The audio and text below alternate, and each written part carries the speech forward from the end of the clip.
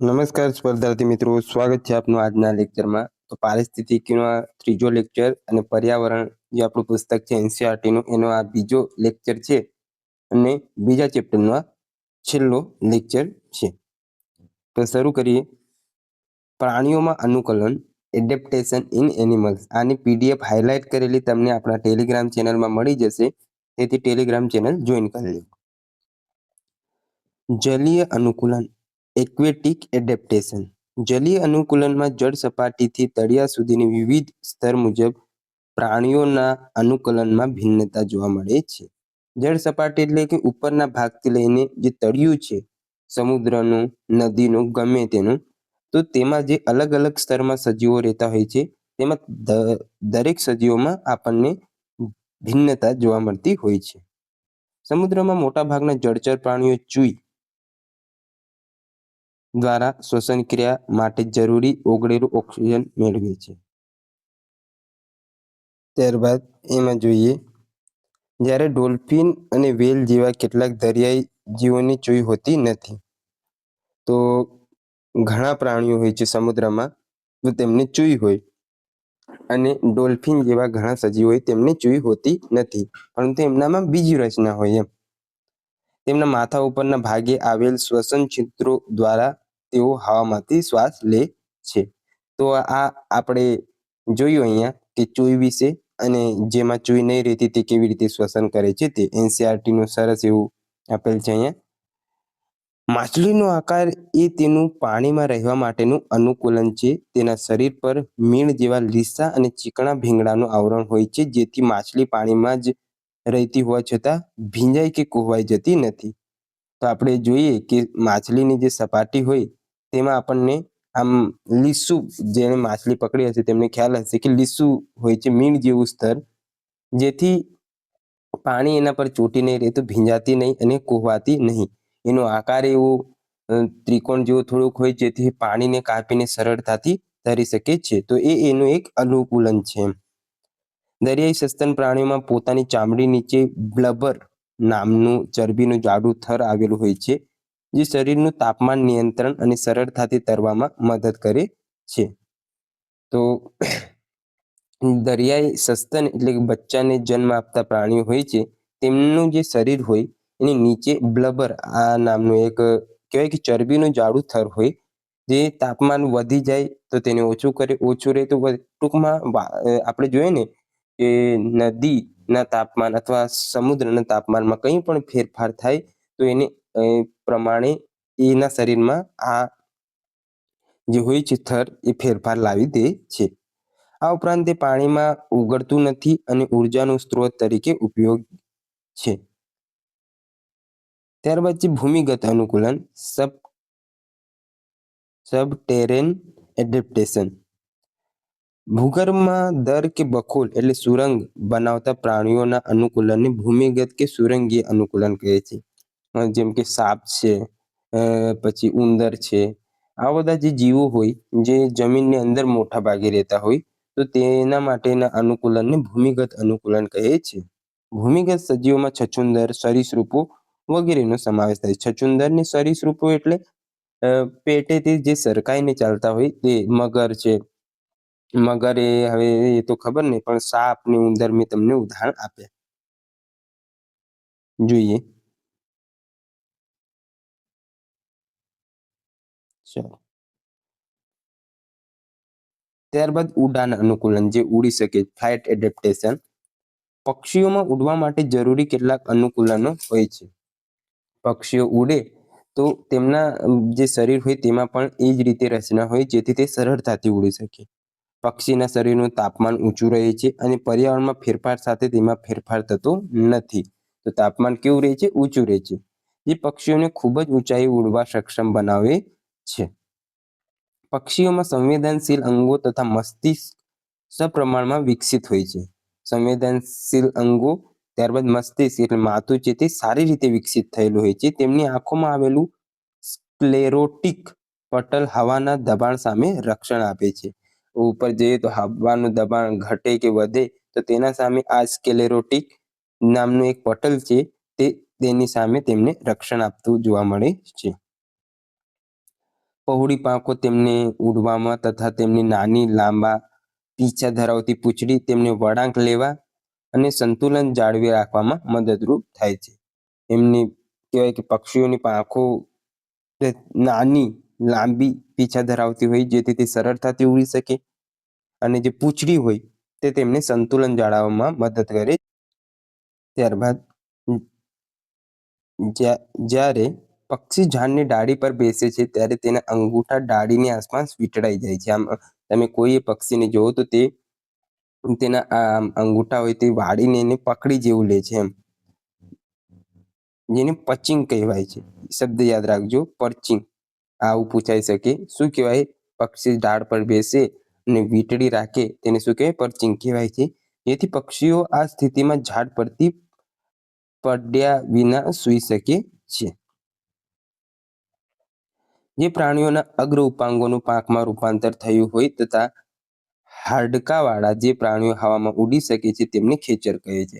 આપણે પક્ષીઓ જોઈએ તો પાંખ છે તે કઈ પાંખ રચના નહીં, જે અગ્ર એટલે આગળના જે પગ અથવા હાથ હતા તેમનું પાંખમાં રૂપાંતર થઈ ગયું છે.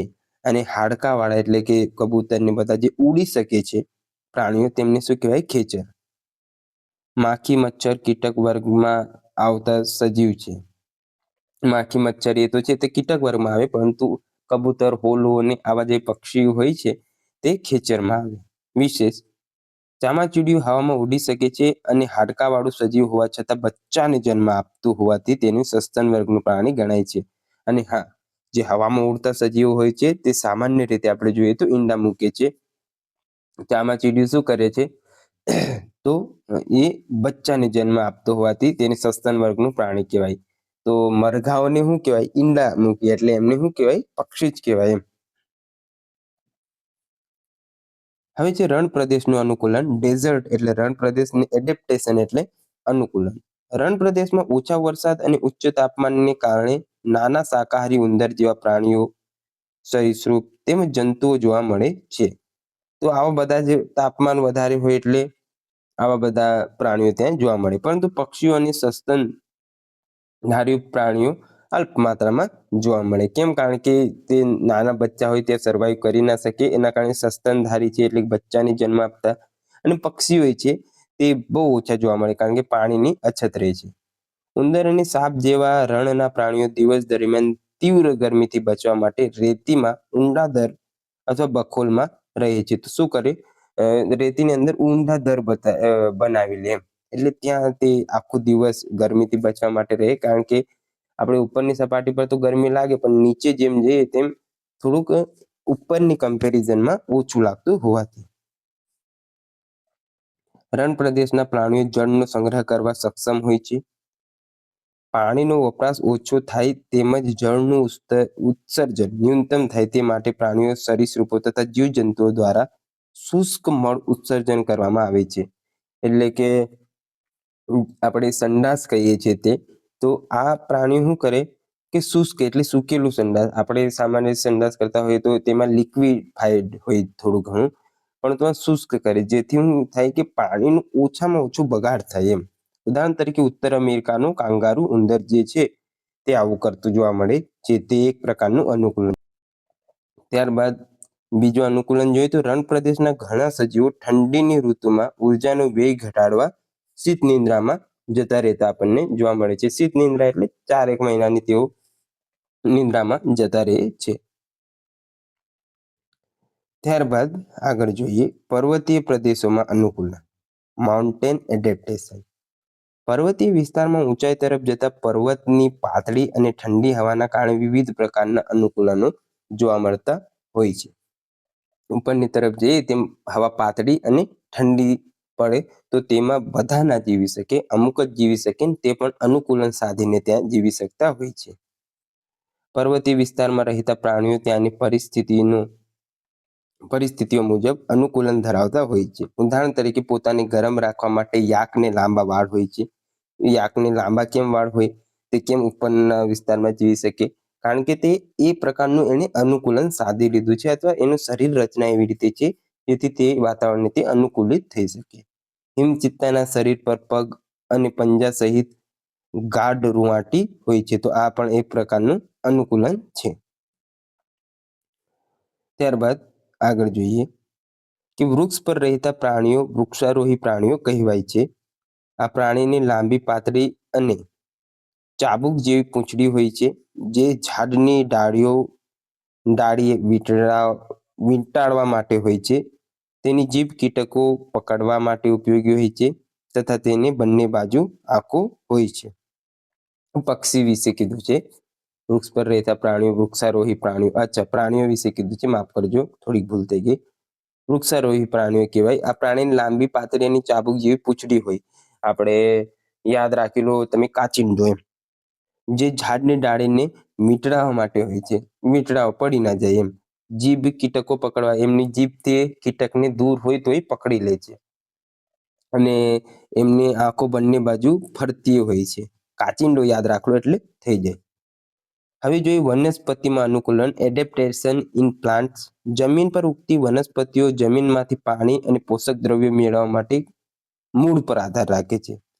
જ્યારે જળમાં રહેલ કેટલીક વનસ્પતિઓના મૂળ પાણીની નીચેની માટીમાં જકડાયેલા અથવા જળમાં તરતા હોય છે. જલીય વનસ્પતિમાં મૂળ કદમાં નાના હોય છે. તે સામાન્ય જ છે વાત. કારણ કે મૂળ કેમ નાના હોય? તો તેમને ત્યાં પાણી જ મળી જ રહે. જલીય વનસ્પતિ એટલે જળમાં ઊગતી વનસ્પતિ, કમળ છે, પોયણો છે વગેરે. વનસ્પતિના મૂળનું મુખ્ય કાર્ય વનસ્પતિને એક સ્થળે જકડી રાખવાનું હોય છે.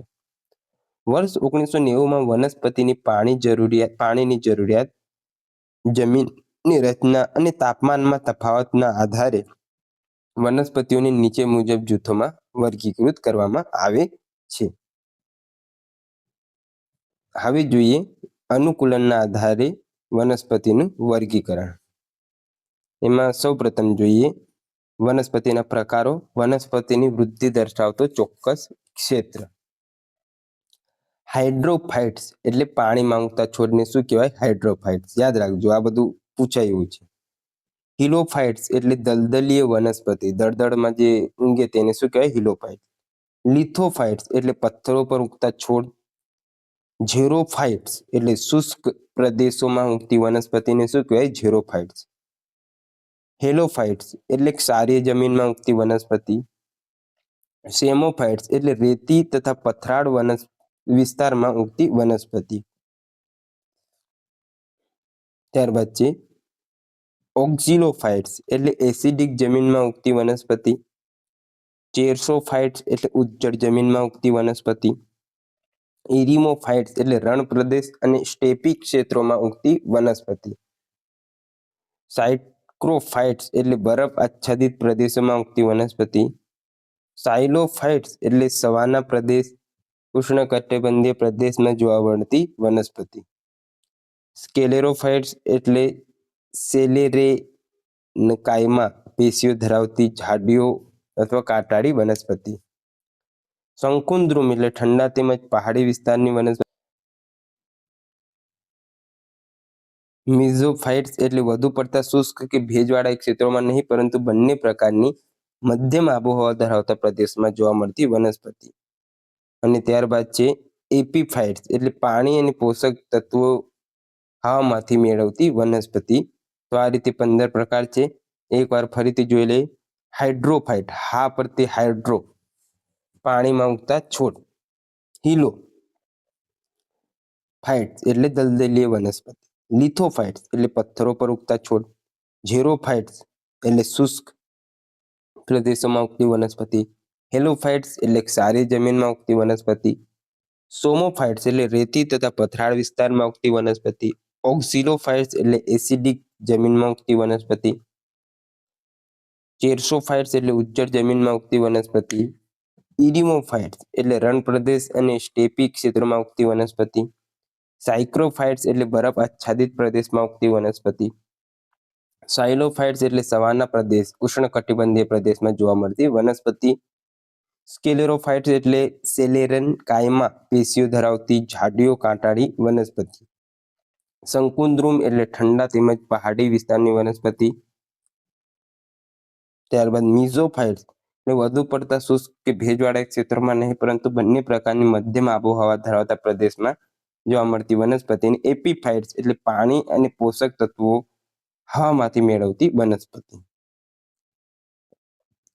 હવે છે જલોદભિત અનુકૂલન હાઇડ્રોફાઇટ્સ એડેપ્ટેશન. તો સ્વતંત્ર રીતે પાણીમાં તરતી તેમજ જે વનસ્પતિના મૂળ પાણીમાં ડૂબેલા હોય છે અને મૂળની સાથે પાન પણ તરતા હોય છે તેવી વનસ્પતિઓને જલોદભિત વનસ્પતિઓ કહેવાય. હવે તમને થોડુંક સમજાય તો આમાં જલોદભિત, મધ્યોદભિત અને શુષ્કોદભિત કોને કહેવાય. જલોદભિત એટલે જળમાં રહેતી વનસ્પતિઓ કે સામાન્ય રીતે કમળ છે, ત્યારબાદ છે પોયણો છે. તો એમના પ્રકાર શું હોય? નબળા હોય. નબળા કેમ હોય? પાણી આમથી તેમ જાય એટલે સામાન્ય રીતે આમ તેમ વળાંક પામી શકે. મૂળ હોય તે ઉપરની સપાટી પર હોય, બહુ ડૂબેલા ના હોય. કેમ ડૂબેલા ના હોય? કે ભાઈ એમને બહુ પાણીની જરૂર નહીં, કારણ કે પાણીમાં જ તો રહે છે. એના કારણે એને જલોદભિત વનસ્પતિ કહેવાય. એમના પાંદડાઓ મોટા હોય. પાંદડા કેમ મોટા હોય? પાણીમાં રહે છે, સૂર્યપ્રકાશની જરૂર છે, તેથી તેમને વધારે મોટા પાંદડાની જરૂર રહેતી હોય છે. આ વનસ્પતિના મૂળ બહુ ઊંડે સુધી ન જાય. કેમ? કારણ કે એમને પાણીની બહુ જરૂર રહેતી નથી. યાદ રાખવાનું, કમળ અને પોયણું. ત્યારબાદ છે મધ્યોદભિત વનસ્પતિ. મધ્યોદભિત વનસ્પતિ કોને કહેવાય? કે જે બહુ તડકો નહીં, બહુ છાંયડો નહીં, એટલે બહુ પાણી નહીં, મધ્યમાં રહેતી વનસ્પતિ એટલે મધ્યોદભિત. લીમડો આનું શ્રેષ્ઠ ઉદાહરણ છે.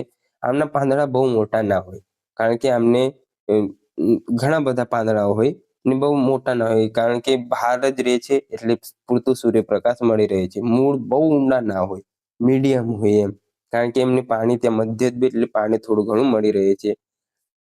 પ્રકાંડ સામાન્ય રીતે ખરબચડું રહેતું હોય છે અને ટટ્ટાર સામાન્ય રીતે ઊભા રહેતા છોડ એટલે વૃક્ષો જોવા મળે આમાં. શુષ્કોદભિત વનસ્પતિ સામાન્ય રીતે નાની ઘણી વનસ્પતિઓ અને ઘણી મોટી હોય, જેમ કે બાવળ છે. જે કાંટાળી મોટા ભાગની વનસ્પતિઓ છે તે શુષ્કોદભિત હોય છે. આમના પાંદડા નાના હોય, ઝીણા હોય. કેમ? કારણ કે તેને પાણીની જરૂરિયાત રહેતી હોય છે, જેથી વધારે મોટા પાંદડા હોય તો પાંદડાઓ દ્વારા પાણીનું ઉત્સર્જન થઈ જતું હોય છે, તેથી એમના પાંદડા નાના હોય છે. ત્યારબાદ મૂળિયા બહુ ઊંડે સુધી ઉતરેલા હોય છે. કેમ? કારણ કે અમને પાણીની જરૂરિયાત પૂરી કરવા માટે તે નીચેથી પાણી મેળવતા હોય છે. સામાન્ય રીતે કાંટાળી વનસ્પતિઓનો આમાં સમાવેશ થાય છે. થોર અને બાવળ યાદ રાખી લેવું. જોઈએ હવે આગળ. તો જલોદભિત અનુકૂલન સ્વતંત્ર રીતે પાણીમાં તરતી તેમજ જે વનસ્પતિના મૂળ પાણીમાં ડૂબેલા હોય અને મૂળની સાથે પાન પણ તરતા હોય તેવી વનસ્પતિઓ જલોદભિત અનુકૂલન કહે છે. હવે હું બહુ નહીં સમજાવું, કારણ કે મેં તમને સમજાવી દીધું. આ પ્રકારની વનસ્પતિમાં મૂળની ગેરહાજરી અથવા અત્યંત નજીવા મૂળ જોવા મળે છે, જેમ કે સેરોફાઇલમ, વોલ્ફિયા વગેરે. ત્યારબાદ આગળ છે મધ્યોદભિત અનુકૂલન મેઝોફાઇટ એડેપ્ટેશન. મધ્યોદભિત એ સામાન્ય રીતે જમીનના છોડ છે. એ ખૂબ ભીના અથવા ખૂબ જ શુષ્ક ન હોય તેવી પરિસ્થિતિઓમાં ઊંઘે છે. ખૂબ ભીનું ના હોય, ખૂબ સૂકું ના હોય એમ. તેમને કોઈ વિશેષ અનુકૂલનની જરૂર નથી. આ પ્રકારની વનસ્પતિઓને ઔષધીય સમુદાય અને કાષ્ઠીય સમુદાય એમ બે પ્રકારમાં વર્ગીકૃત કરવામાં આવે છે. ઔષધીય એટલે ઔષધોનું, કાષ્ઠીય એટલે લાકડા તરીકે જે આપણે ઉપયોગ કરીએ છીએ તે. ઔષધીય વનસ્પતિઓના સમુદાયમાં આર્કટિક અથવા આલ્પાઇન ઘાસના મેદાનો, ખેતરો તથા ગોચર વિસ્તારોમાં જોવા મળતી વનસ્પતિઓનો સમાવેશ થાય. અને કાષ્ઠીય વનસ્પતિઓ સમુદાયમાં સદાબહાર જંગલો છે, પાનખર જંગલો તેમજ જાડી ઝાકરાવાળી વનસ્પતિઓનો સમાવેશ થાય છે. મરુદ્ભિદ અનુકૂલન એટલે ઝેરોફાઇટ્સ એટલે કે રણ પ્રદેશની વનસ્પતિઓ. રણ પ્રદેશમાં જોવા મળતી વનસ્પતિઓને મરુદ્ભિદ અથવા શુષ્ક ક્ષેત્રની વનસ્પતિ કહેવાય. મેં તમને આ સમજાવી દીધું છે. આ વનસ્પતિઓ રણને આગળ વધતો અટકાવે છે. આ છોડને પર્ણો હોતા નથી અને જો હોય તો નાના હોય છે. તેનું પ્રકાંડ લીલું, માસલ અને દળદાર હોય છે, જે પાણી અને ખોરાકનો સંગ્રહ કરે છે. ઉદાહરણ તરીકે કેપારીસ અથવા ઇફિલા. આવી વનસ્પતિના પર્ણો કાંટાળા સ્વરૂપમાં ફેરવાઈ જાય છે તથા છોડને પર્ણો કઠણ, સખત અને ચીકણા હોય છે. ત્યારબાદ છે લવણોદ્ભિદ અનુકૂલન. જે વનસ્પતિમાં સારી જમીનમાં વૃદ્ધિ પામી શકે તેવી વનસ્પતિઓને લવણોદ્ભેદ કહેવાય, એટલે કે ક્ષારવાળા પ્રદેશમાં. આપણે નહીં જોયું. સાલસોલા, હર્બેલા, ફાઇટેટા, રીઝોફોરા, મ્યુક્રાનાટા વગેરે. આના તો નામે મને નહીં ખબર. હવે જોઈએ આપણે અનુકૂલનને સંલગ્ન વિવિધ શબ્દાવલી. અનુકરણ એટલે મિમિક્રી. વર્ષ 1962માં અનુકરણનો સિદ્ધાંત H.W. બેટ્સે આપ્યો, જેમાં એક પ્રજાતિ બીજા પ્રજાતિનું અનુકરણ કરે છે. અનુકરણ એટલે તેના જેવું કરવું. હું હસું છું તો એ હસે, હું રડું છું તો એ રડે, એને કહેવાય અનુકરણ. અનુકરણમાં કોઈ પ્રાણી અન્ય પ્રાણીની સમાન નકલ કરવાની કોશિશ કરે છે. આ નકલ દેખાવ, વર્તન, અવાજ અથવા ગંધમાં હોઈ શકે છે. સુષુપ્ત ડોર્મેન્સી. નિષ્ક્રિયતા એ અનુકૂલનશીલ પદ્ધતિ છે જેમાં સજીવનો વિકાસ વિપરીત પરિસ્થિતિઓમાં અટકે છે અને સજીવ નિષ્ક્રિય થઈ પોતે સુરક્ષિત રહેવા પ્રયત્ન કરે છે. નિષ્ક્રિયતા એટલે કેવું કે હવે આપણે દેડકાનું ઉદાહરણ લઈ લઈએ. દેડકા શું કરે? નિષ્ક્રિય થઈ જાય ઉનાળા દરમિયાન, ગ્રીષ્મ નિંદ્રામાં જતી રહે અને પોતાનું વિકાસ વિપરીત પરિસ્થિતિઓમાં અટકે છે, એટલે કે વિપરીત પરિસ્થિતિમાં એમનો વિકાસ અટકી જાય છે, પોતે સુરક્ષિત રહેવાનો પ્રયત્ન કરે છે. ત્યારબાદ છે શીત નિંદ્રા. શીત નિંદ્રા એ એવી અવસ્થા છે જે દરમિયાન પ્રાણી ઉર્જાના બચાવ માટે કેટલાક શારીરિક ફેરફારો કરે છે. શીત નિંદ્રા દરમિયાન પ્રાણીના શરીરના તાપમાનમાં ઘટાડો થાય છે. તેના હૃદયના ધબકારા અને શ્વાસોશ્વાસની પ્રક્રિયા ધીમી કરી ઉર્જા વપરાશને ઘટાડે છે. તો આ શીત નિંદ્રા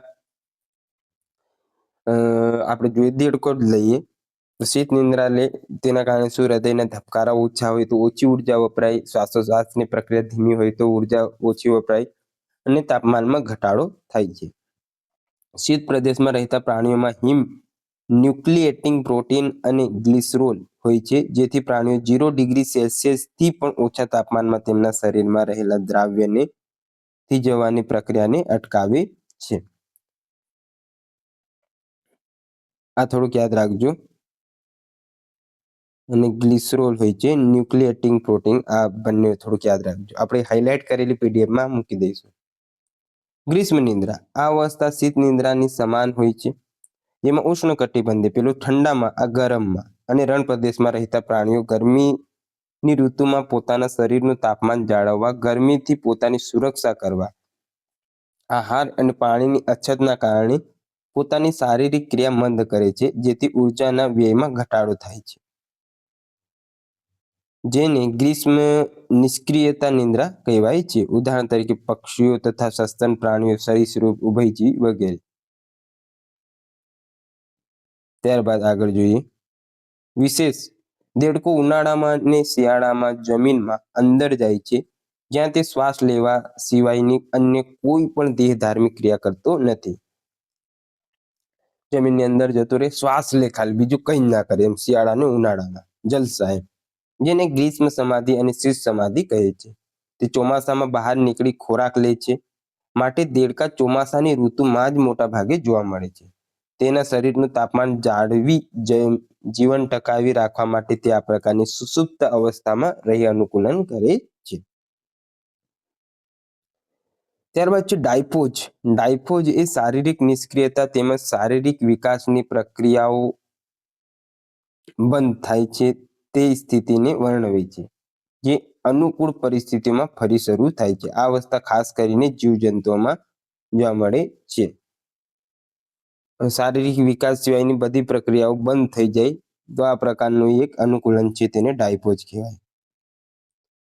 ત્યારબાદ છે છલાવરણ. સજીવો શિકારથી બચવા માટે તેના રંગો કે ભૌતિક બંધારણમાં ફેરફાર કરીને આસપાસના વાતાવરણ અનુસાર ભળી જાય છે, જેને છલાવરણ તરીકે વ્યાખ્યાયિત કરવામાં આવે છે. જેમ કે કાચિંડો એ જેના પર ચડે તે પ્રકારનો રંગ ધારણ કરી લે, જેથી કોઈ એનો શિકાર ન કરે. ચેતવણી રંજક, વોર્નિંગ કલરેશન. તો જોઈએ એમાં કોઈ પ્રાણી પર જોવા મળતી નિશાનીઓ અથવા ચળકતા રંગો જે ચેતવણી દર્શક તરીકે સંભવિત શિકારીઓને ચેતવણી આપે છે કે તે ઝેરી છે. દક્ષિણ અમેરિકાના ઉષ્ણકટિબંધીય જંગલમાં ડાર્ટ પ્રજાતિઓના દેડકાઓ ચમકતા રંગના તેમજ ખૂબ જ ઝેરીલા હોય છે. તેના ચમકતા રંગને લીધે શિકારી તેને ઓળખી જાય છે અને આહાર તરીકે ઉપયોગ લેતા નથી. તો આ ચેતવણી રંજક એટલે શું કે પોતાનો કલર એવો હોય અમુકનો જે નિર્દેશ કરે કે એ ડેન્જર છે અથવા એમનો શિકાર કરવું હાનિકારક છે. તે એટલે હાનિકારક જે કરે છે એના માટે જ એમ. તો આવા જે છે અમેરિકામાં ડાર્ટ પ્રજાતિઓના દેડકાઓ, તો તેનો આવો રંગ હોય છે. ઇકોલોકેશન. ચામાચીડિયા દ્વારા ઊંચી આવૃત્તિવાળા અવાજ અલ્ટ્રાસોનિક ઉત્પન્ન કરવામાં આવે છે. અવાજ તેના શિકાર સાથે અથડામણ ચામાચીડિયા સુધી પાછો પહોંચે છે, જેને અથડાઈ ચામાચીડિયા સુધી પાછો પહોંચે જેને ઇકોલોકેશન કહેવાય છે. શિકાર સાથે અથડાય એટલે કે એનાથી તારણ કાઢી લે કે ભાઈ શિકાર કઈ બાજુ છે તે, અથવા કેટલી દૂર છે કદાચ એવું હોય. તો મિત્રો આપણું બીજું ચેપ્ટર અહીંયા પૂર્ણ થાય છે. હવે આના આપણે ક્વેશ્ચન કરીશું. આખો લેક્ચર ક્વેશ્ચન વાળો એક લેક્ચર પાછો મૂકીશું. મળીએ નવા લેક્ચરમાં, ત્યાં સુધી જોડાયેલા